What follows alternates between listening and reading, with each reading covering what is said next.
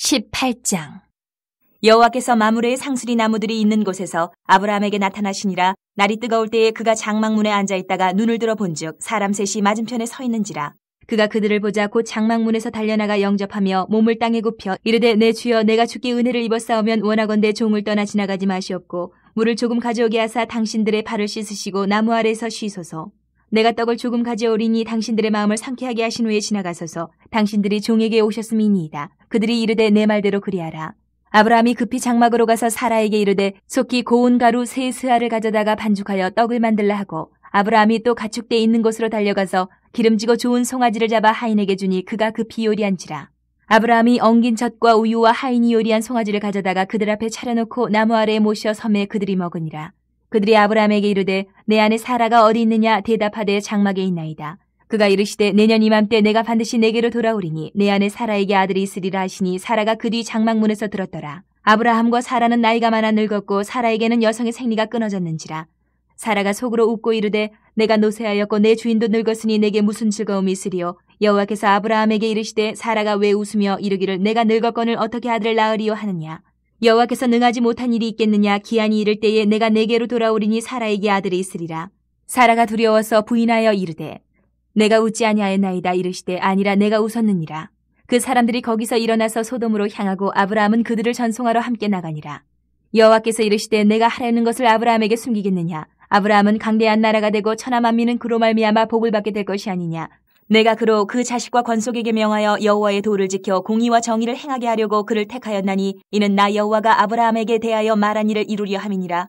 여호와께서 또 이르시되 소돔과 고모라에 대한 부르짖음이 크고 그 죄악이 심히 무거우니 내가 이제 내려가서 그 모든 행한 것이 과연 내게 들린 부르짖음과 같은지 그렇지 않은지 내가 보고 알려하노라. 그 사람들이 거기서 떠나 소돔으로 향하여 가고 아브라함은 여호와 앞에 그대로 섰더니 아브라함이 가까이 나아가 이르되 주께서 의인을 악인과 함께 멸하려 하시나이까. 그 성 중에 의인 50명이 있을지라도 주께서 그것을 멸하시고 그 50의인을 위하여 용서하지 아니하시리이까. 주께서 이같이 하사 의인을 악인과 함께 죽이심은 부당하오며 의인과 악인을 같이 하심도 부당하니이다. 세상을 심판하시는 이가 정의를 행하실 것이 아니니이까.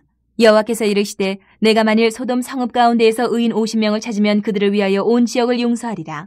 아브라함이 대답하여 이르되 나는 티끌이나 재와 같사오나 감히 주께 아뢰나이다. 50의인 중에 5명이 부족하다면 그 5명이 부족함으로 말미암아 온 성읍을 멸하시리이까. 이르시되 내가 거기서 45명을 찾으면 멸하지 아니하리라.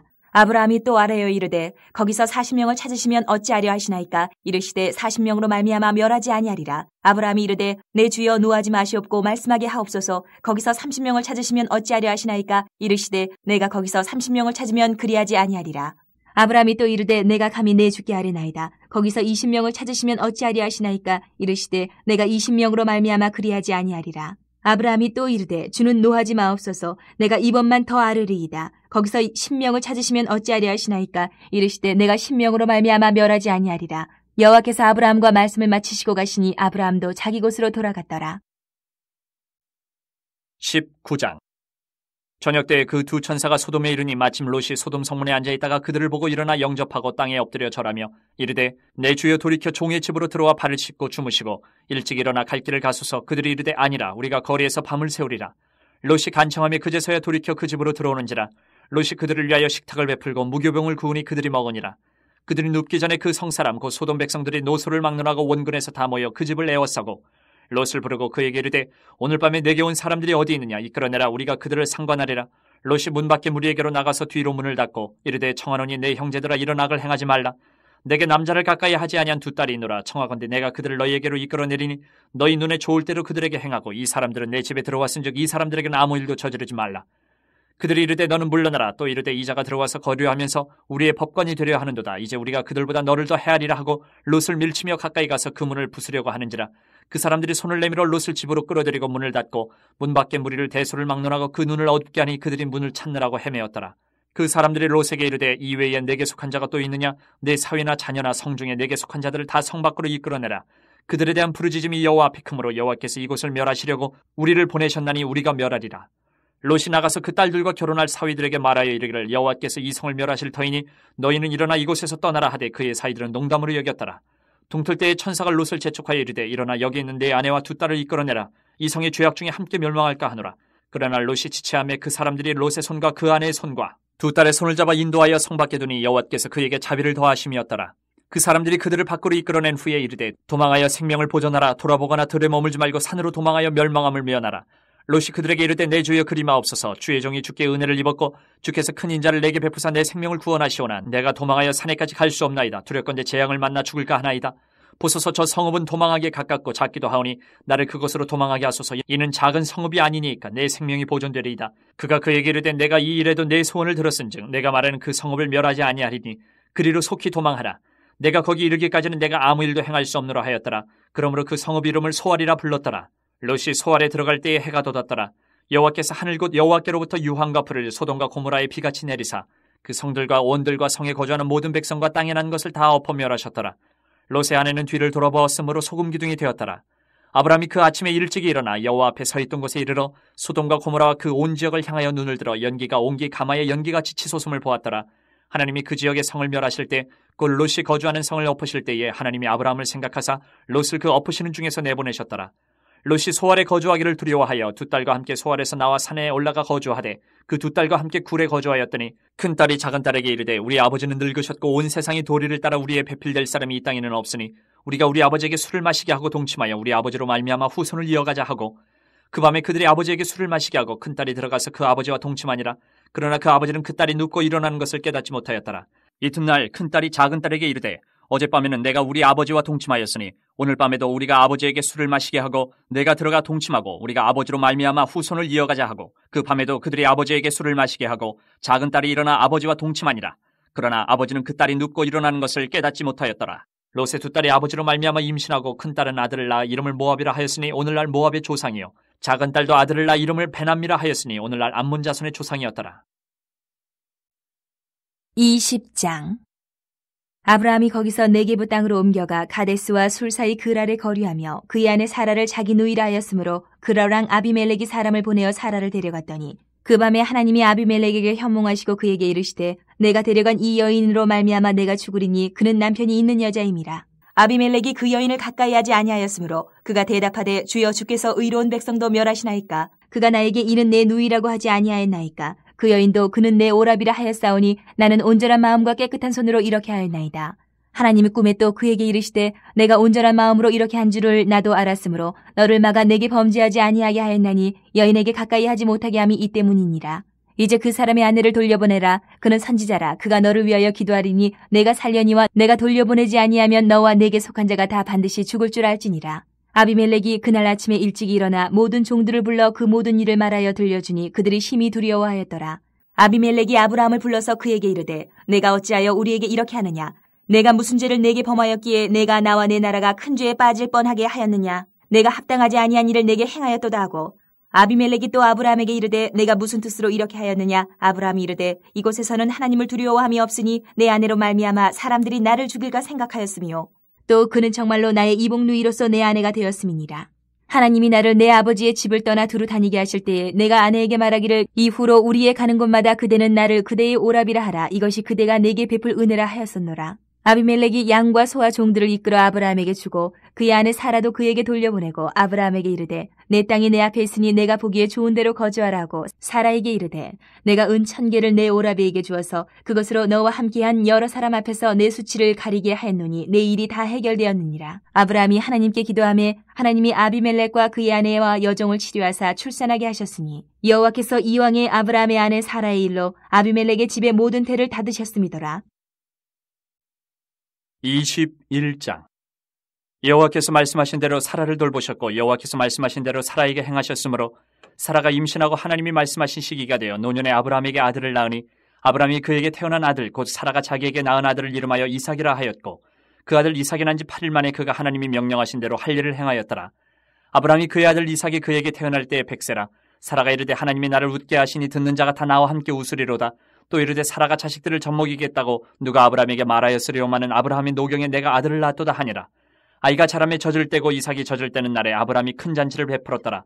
사라가 본즉 아브라함의 아들 애굽 여인 하갈의 아들이 이삭을 놀리는지라. 그가 아브라함에게 이르되 이 여종과 그 아들을 내쫓으라. 이 종의 아들은 내 아들 이삭과 함께 기업을 얻지 못하리라 하므로 아브라함이 그의 아들로 말미암아 그 일이 매우 근심이 되었더니 하나님이 아브라함에게 이르시되 내 아이나 네 여종으로 말미암아 근심하지 말고 사라가 내게 이른 말을 다 들으라. 이삭에게서 나는 자라야 내 씨라 부를 것임이니라. 그러나 여종의 아들도 내시니 내가 그러한 민족을 이루게 하리라 하신지라. 아브라함이 아침에 일찍 일어나 떡과 물 한 가죽 부대를 가져다가 하갈의 어깨에 메어주고 그 아이를 데리고 가게 하니 하갈이 나가서 부엘세바 광야에서 방황하더니 가죽 부대에 물이 떨어진지라 그 자식을 관목덤불 아래에 두고 이르되 아이가 죽는 것을 참아보지 못하겠다 하고 화살 한 바탕거리 떨어져 마주 앉아 바라보며 소리내어 오니 하나님이 그 어린아이의 소리를 들으셨으므로 하나님의 사자가 하늘에서부터 하갈을 불러 이르시되 하갈아 무슨 일이냐 두려워하지 말라 하나님이 저기 있는 아이의 소리를 들으셨나니 일어나 아이를 일으켜 내 손으로 붙들라 그가 큰 민족을 이루게 하리라 하시니라. 하나님이 하갈의 눈을 밝히셨으므로 샘물을 보고 가서 가죽 부대에 물을 채웠다가 그 아이에게 마시게 하였더라. 하나님이 그 아이와 함께 계심에 그가 장성하여 광야에서 거주하며 활 쏘는 자가 되었더니 그가 바란 광야에 거주할 때에 그의 어머니가 그를 위하여 애굽 땅에서 아내를 얻어 주었더라. 그때 아비멜렉과 그 군대장관 비골이 아브라함에게 말하여 이르되 내가 무슨 일을 하든지 하나님이 너와 함께 계시도다. 그런즉 너는 나와 내 아들과 내 손자에게 거짓되이 행하지 아니하기를 이제 여기서 하나님을 가리켜 내게 맹세하라. 내가 내게 후대한 대로 너도 나와 내가 머무는 이 땅에서 행하여 보이라. 아브라함이 이르되 내가 맹세하리라 하고 아비멜렉의 종들이 아브라함의 우물을 빼앗은 일에 관하여 아브라함이 아비멜렉을 책망하매 아비멜렉이 이르되 누가 그리하였는지 내가 알지 못하노라. 너도 내게 알리지 아니하였고 나도 듣지 못하였더니 오늘에야 들었노라. 아브라함이 양과 소를 가져다가 아비멜렉에게 주고 두 사람이 서로 언약을 세우니라. 아브라함이 7 암양 새끼를 따로 놓으니 아비멜렉이 아브라함에게 이르되 이 7 암양 새끼를 따로 놓으면 어찌미냐. 아브라함이 이르되 너는 내 손에서 이 암양 새끼 7을 받아 내가 이 우물판 증거를 삼으라 하고 두 사람이 거기서 서로 맹세하였으므로 그곳을 부엘세바라 이름하였더라. 그들이 부엘세바에서 언약을 세우며 아비멜렉과 그 군대장관 비골은 따라 블레셋 사람의 땅으로 돌아갔고 아브라함은 부엘세바에 에셀나무를 심고 거기서 영원하신 여호와의 이름을 불렀으며 그가 블레셋 사람의 땅에서 여러 날을 지냈더라.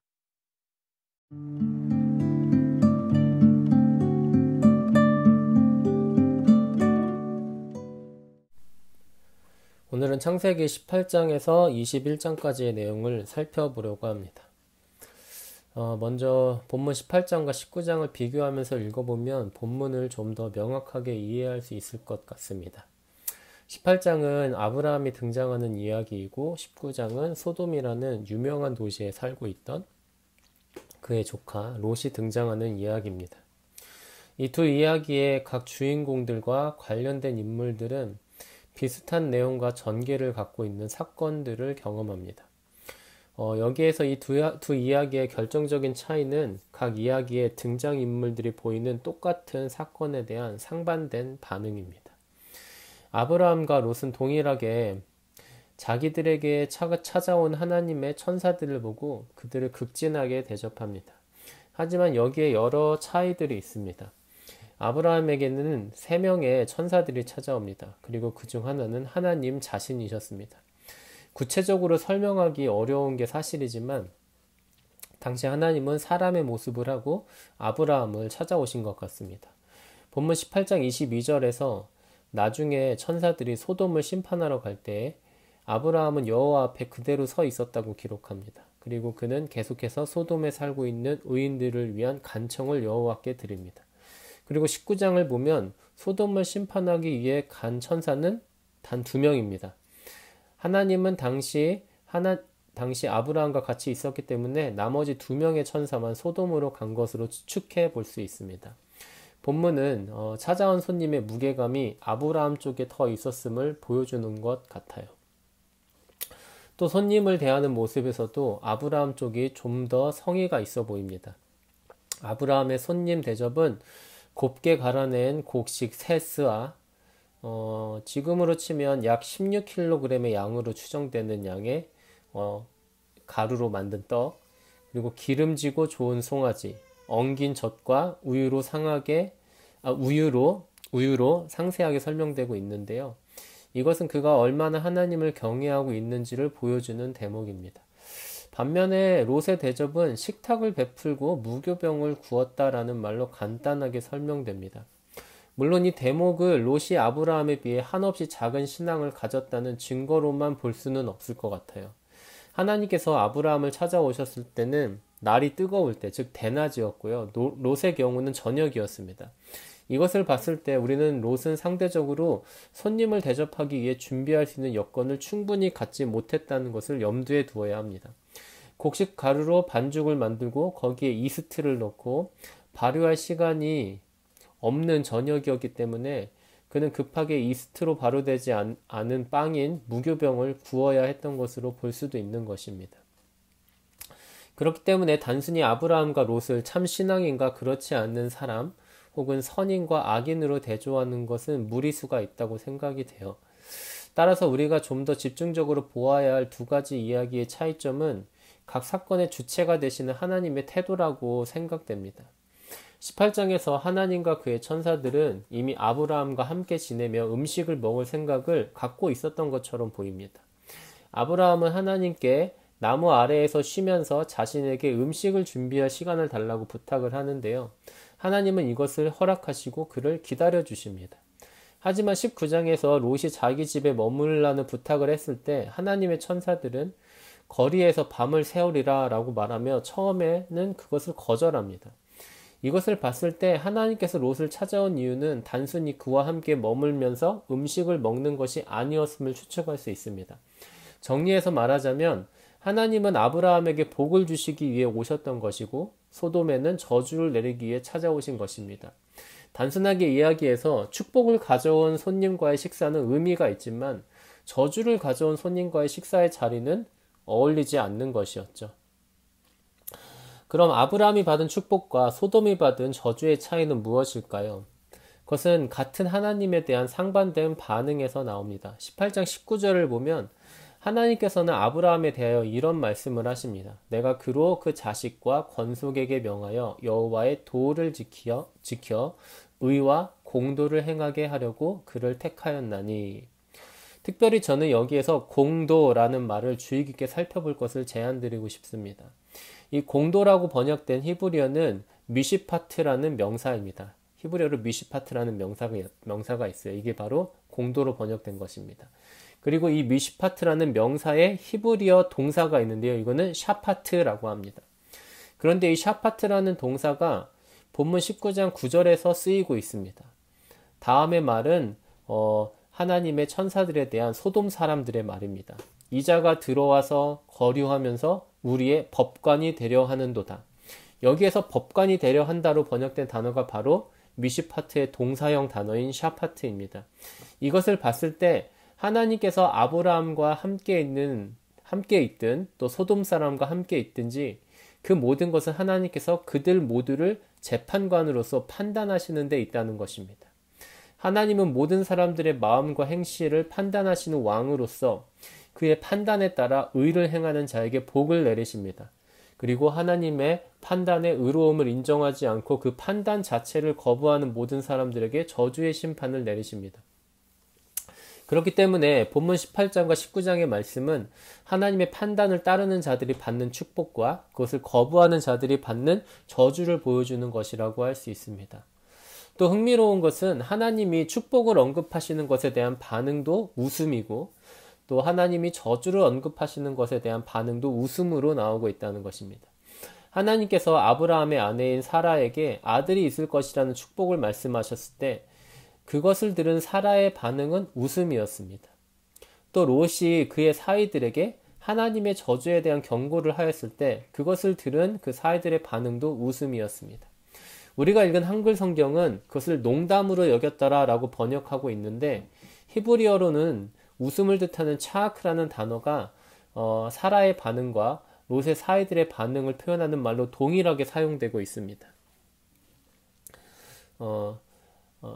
열매 한 번 맺지 못하고 수명이 다해서 죽어가는 나무와 같았던 사라에게 아들이 생길 것이라는 축복은 믿을 수 없는 농담처럼 들릴 정도로 엄청난 기적이었습니다. 또 당시 가장 부유한 도시 중 하나였던 소돔이 망할 것이라는 저주도 믿을 수 없는 농담처럼 들릴 정도로 사람들이 전혀 예상할 수 없었던 것입니다. 왜냐하면 이 모든 것은 하나님만이 하실 수 있는 일이었기 때문이죠. 아브라함이 소돔을 위해 기도할 때 아마 그는 롯을 제일 먼저 생각하고 하나님께 소돔을 위한 자비를 간청했을 것입니다. 그래서 그가 생각해낸 최소한의 의인의 숫자는 10명이었습니다. 나중에 19장을 살펴보면 알겠지만 롯과 롯의 아내, 롯의 두 딸들과 사이들만 해도 일단 6명입니다. 그 외에 추가적으로 롯을 통하여 하나님을 믿게 된 사람들이 적어도 4명 정도는 있지 않을까라고 생각하고 아브라함은 기대를 했을지도 모릅니다. 그래서 우리는 본문 19장이 보여주는 이야기의 급박함 속에서 소돔의 멸망을 막을 수 있는 의인의 숫자를 세어보게 됩니다. 처음에는 하나님의 천사들을 나름 정성스럽게 대접하는 롯에게서 의인이 있긴 있구나라는 희망을 갖게 됩니다. 하지만 우리는 그 이후의 모습에서 절망을 보게 되죠. 의인이 10명도 없었다는 것은 당연하고 그나마 의인일 것이라고 기대를 받았던 사람들조차 우리에게 실망스러운 모습을 보여주었기 때문입니다. 비록 신앙인으로서 만족스러운 모습을 보여준 것은 아니었지만 하나님의 자비를 통하여 구원을 받은 롯도 아브라함처럼 자손을 얻고 자신의 가문을 이어갈 수 있는 기회를 얻게 됩니다. 하지만 본문은 그것이 축복이다 혹은 저주다라는 직접적인 언급을 하지 않습니다. 자손이 생겨서 축복을 받은 것 같은데 그 자손이 자신의 친딸들과 관계를 가져서 얻은 것이라는 사실은 저주에 가까워 보입니다. 그래서 롯의 마지막은 하나님의 판단을 따라 의로운 삶을 사는 삶과 소돔에서의 저주받은 삶의 사이에 어중간하게 위치해 있습니다. 이후 본문 20장과 21장은 하나님의 판단에 따라 의를 행한 아브라함을 하나님께서 어떻게 지켜주시며 인도해 가시는지를 자세하게 설명해 줍니다. 그런데 여기에서 일어나는 사건들은 모두 긍정적인 상황에서 일어나고 있지 않아요. 본문은 아브라함이 소위 복된 삶을 누리기에는 불가능한 상황에서 하나님의 축복을 받는 과정을 보여줍니다. 아브라함은 그랄이라는 땅에 머물게 되었는데 여기에서 그는 큰 위기를 겪게 됩니다. 당시 그랄을 다스리는 왕은 아비멜렉이었는데요. 그 사람이 아브라함에게서 아브라함의 아내 사라를 빼앗으려고 했습니다. 아브라함은 사라를 자신의 아내라고 말하면 아비멜렉이 자기를 죽이고 사라를 빼앗을 것이란 두려움에 빠집니다. 사실 사라가 빼앗길 것을 두려워한 게 아니고 자기가 죽을 것을 두려워한 거죠. 그래서 그는 사라를 자신의 누이라고 거짓말을 하고 자신의 아내를 다른 남자에게 내어주는 비겁한 모습을 보여줍니다. 아내를 다른 사람에게 줄지언정 나는 죽지 않겠다, 나는 죽음을 피하겠다라는 아주 비겁한 모습이죠. 우리는 여기에서 당시 아브라함의 문제 두 가지를 볼 수 있습니다. 첫째는 아무런 지지 기반 없이 자신의 소유를 지켜야만 했던 불안감이었고요. 둘째는 그 불안한 마음을 이겨내지 못한 그 자신의 비겁함입니다. 하지만 하나님은 아브라함의 이 상황적 결핍과 내면적 결핍 이 두 가지와 상관없이 그를 지켜주십니다. 아브라함은 비록 우리와 같은 평범하고 연약한 사람이었지만 하나님의 판단에 따라 자신의 잘잘못을 겸손하게 받아들이는 사람이었기 때문입니다. 심지어 21장은 아브라함이 하나님을 믿지 않았던 것에 대해서도 하나님께서 그 자비하심으로 용서하셨다는 것을 보여줍니다. 아이가 없이 살 날보다는 죽을 날에 가까워진 나머지 사라는 조급함으로 아브라함에게 자신의 여종 하갈과 관계를 갖고 아이를 낳을 것을 제안합니다.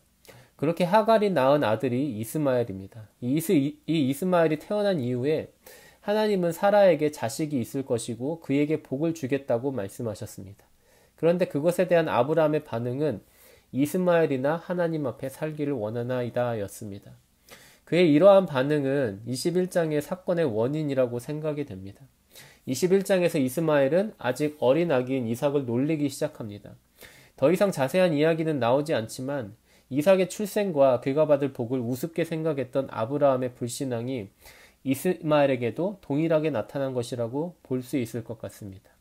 하나님은 아브라함의 그러한 불신앙의 결과물이 주는 영향력을 아브라함에게서 끊어놓으십니다. 그렇게 하나님은 아브라함에게 복을 주시겠다는 약속을 끝까지 지켜주신 것이죠. 그리고 하나님은 아브라함의 외적인 불안감의 원인이 되었던 그랄의 왕 아비멜렉의 문제도 해결해 주십니다. 전에는 아브라함이 아비멜렉을 두려워했지만 이제는 아비멜렉이 아브라함을 두려워하기 시작합니다. 아비멜렉은 하나님이 아브라함과 함께 하심을 보고 두려움을 가지지 않을 수가 없었던 것이죠. 이렇게 아브라함은 하나님의 인도하신 가운데 평안을 누리며 축복을 소망하며 살 수 있게 됩니다. 오늘 본문이 주는 기본적인 교훈은 삶의 축복은 하나님의 판단에 따라 의로운 삶을 살 때 온다는 것입니다.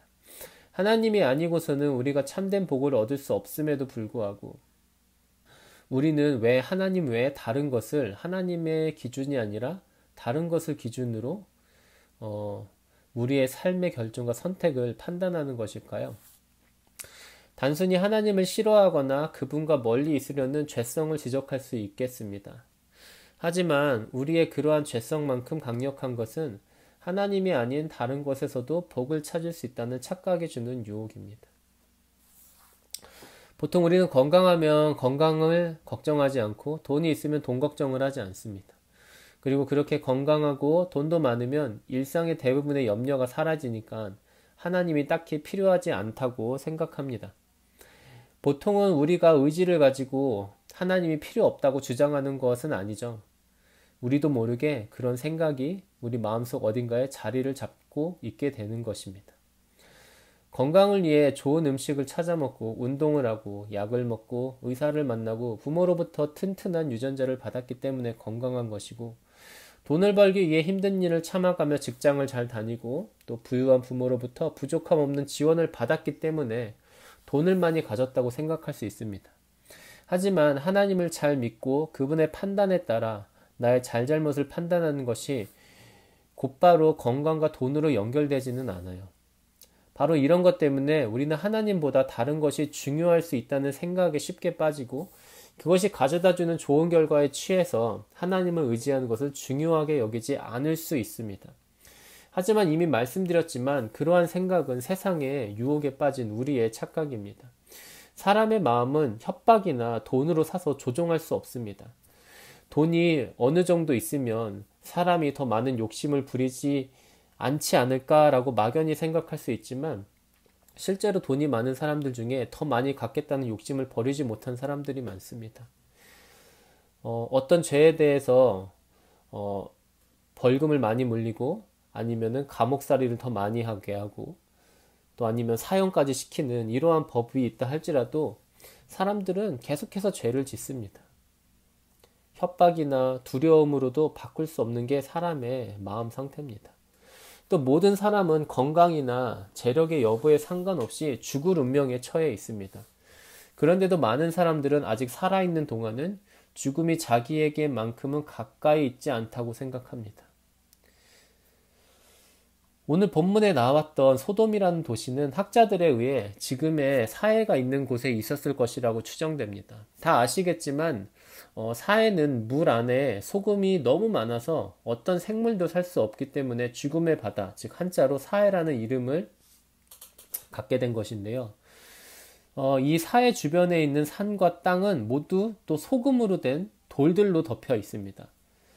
실제로 지금도 그렇고요. 그래서 지금처럼 냉장고가 없는 옛날에 소금으로 뒤덮여 있는 땅에 도시가 있었다고 한번 생각해 보세요. 그 도시는 그 소금으로 엄청난 돈을 벌어들였을 것입니다. 그런 도시 중 하나가 바로 소돔이었어요.